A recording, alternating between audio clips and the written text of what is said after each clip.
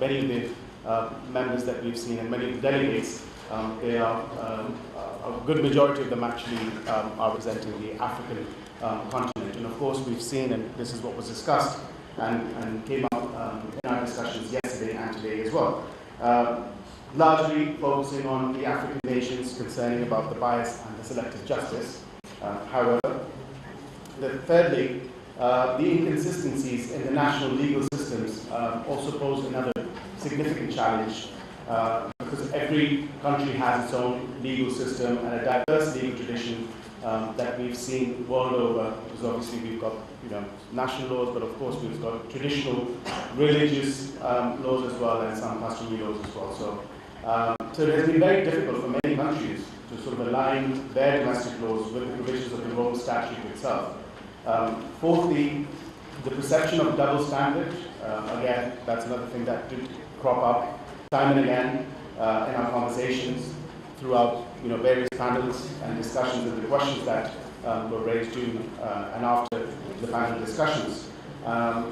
We've seen there's been backlash with regards to the double standards, which allegedly in the application of the Rome Statute, particularly in developing countries where there are accusations of politicization, which has seriously undermined the court's credibility and impartiality. And finally, of course, we must acknowledge the trend of straight withdrawals, where there's been a trend where states have actually been withdrawing.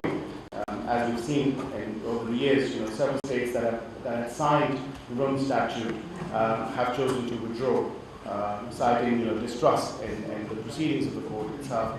And of course, this raises a very important question about the ICC's ability to effectively investigate and prosecute international crimes.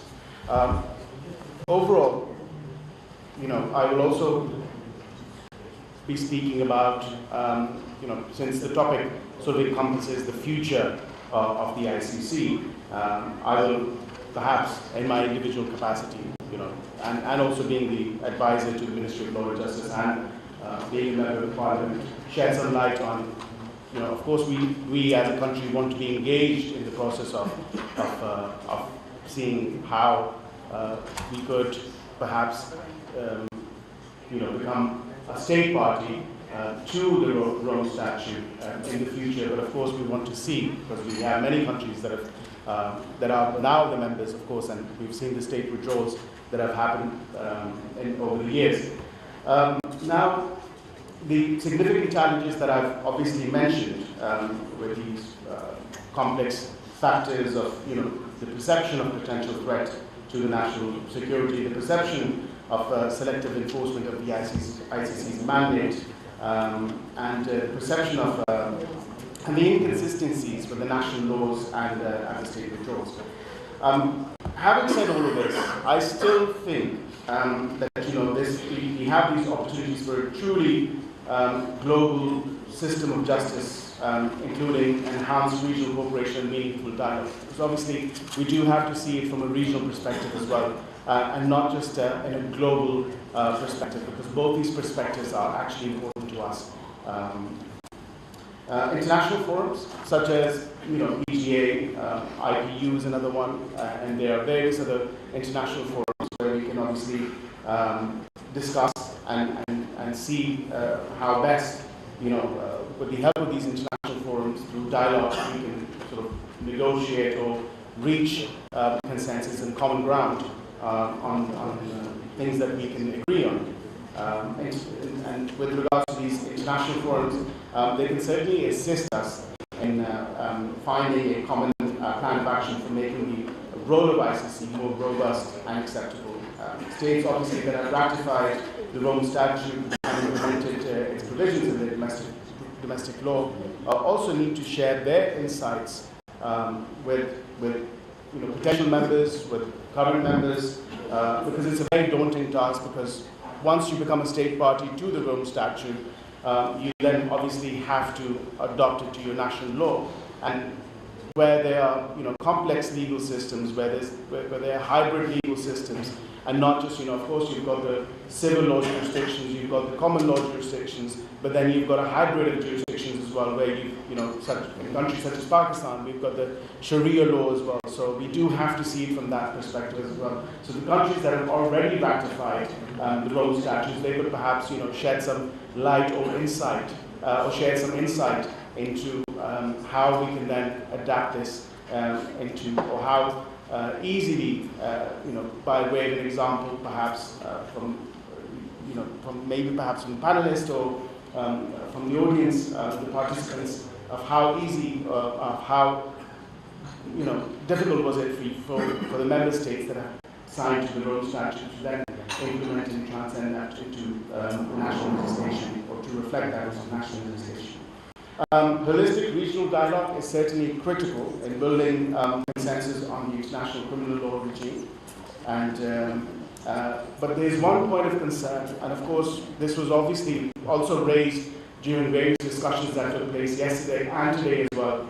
And one of the point of concern is, of course, global powers like the US, China, Russia are actually not state parties to the Rome Statute. So obviously it creates an impression that the ICC is used as a political tool to influence policies of the least developed world. Now, having said that, another point of concern, obviously, is the Rome Statute actually permits the ICC to initiate prosecution against individuals of state upon referral from the UN Security Council, whereas 3 out of the 5 permanent members of the UN Security Council have not yet ratified the Rome Statute. So this is, again, another point of concern, where 3 of the 5 major members of the Security Council, and when the mandate has been given to the Security Council that they can actually refer a case to initiate prosecutions against individuals of the state. So that's, again, another point of concern. And on this, I have a suggestion as well, in a way forward, as a CBM, as a confidence-building measure amongst those prospective member states or state parties that, perhaps we did. And I'm sure this would be very difficult in any way, but I'm sure, amending